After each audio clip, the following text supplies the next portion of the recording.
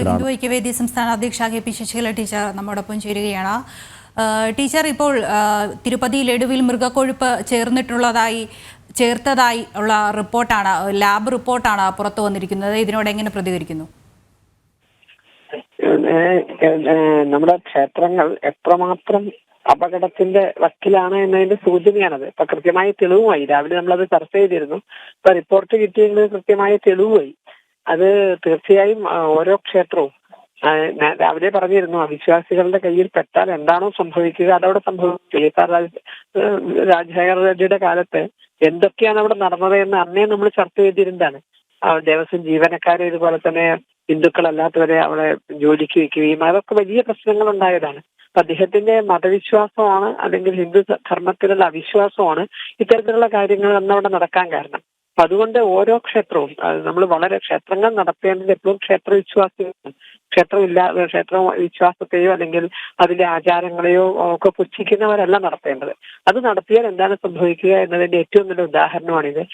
ഇനിയിപ്പോ നമുക്ക് ഓരോ ക്ഷേത്രങ്ങളെ സംബന്ധിച്ച് ഇത് വളരെ ഗൗരവമായി ഇത്തരം കാര്യങ്ങൾ എടുക്കണം. കാരണം ഒരു ക്ഷേത്രത്തിന്റെ ചൈതന്യം കുറയ്ക്കാൻ അവിടുത്തെ നിവേദ്യ വസ്തുക്കൾ അശുദ്ധമായാൽ മതിയെന്ന് നമുക്കറിയാം. ഒപ്പം ഇത് വാങ്ങിക്കഴിക്കുന്ന ഭക്തരുടെ അവസ്ഥയും അതും വളരെ ഇപ്പൊ ഇവിടെ ശരിക്കും കരുതിക്കുട്ടിയാണ് ചെയ്തിരിക്കുന്നത്. ഈ മൃഗക്കൊഴുപ്പ് ഉപയോഗിക്കുക എന്നൊക്കെ പറഞ്ഞാൽ അത് കേവലം നെയ്യിന് പകരമായി ഉപയോഗിക്കുമ്പോൾ അതിന്റെ വിലക്കുറവ് മാത്രമാണ്, മറ്റു ചില ദുരുദ്ദേശങ്ങൾ കൂടി അതിൽ നടന്നിട്ടുണ്ടാകും. ഇപ്പൊ കേരളത്തിലെ ക്ഷേത്രങ്ങളിൽ നമുക്കറിയാം വിളക്കെണ്ണ എന്ന പേരിലൊക്കെ കിട്ടുന്ന പലതും ശുദ്ധമല്ല എന്നുള്ളത് വളരെ കൃത്യമായ തെളിവോടുകൂടി പലരും പറയുന്നുണ്ട്. ശബരിമലയ്ക്ക് കെട്ടിലേക്ക് നിറയ്ക്കാൻ വേണ്ടി എന്ന് പറഞ്ഞ് വിൽക്കുന്ന നെയ്യ് അതിന്റെ പുറത്ത് സീല് കണ്ടിരുന്നു, അത് എഡിബിൾ അല്ല എന്ന് പറഞ്ഞുകൊണ്ട് ഭക്ഷ്യയോഗ്യമല്ല എന്ന് സീല് കൊടുത്തുകൊണ്ട് അത്തരം നെയ്യ് വെച്ചിരുന്നു. ഭക്ഷ്യയോഗ്യമല്ലാത്ത നെയ്യ് എങ്ങനെയാണ് അഭിഷേകം നടത്തുന്നത്? അപ്പൊ ഇതിനൊക്കെ വളരെ കാര്യമായ ഒരു മോണിറ്ററിംഗ്, സമൂഹത്തിന്റെ ഒരു മോണിറ്ററിംഗ് ആവശ്യമാണ് എന്നാണ് ഇതൊക്കെ സൂചിപ്പിക്കുന്നത്. ടീച്ചർ, കോടാനുകോടി ഭക്തരുടെ വിശ്വാസത്തെ വ്രണപ്പെടുത്തുന്ന നടപടിയാണ് ഇപ്പോൾ ഉണ്ടായിരിക്കുന്നത്.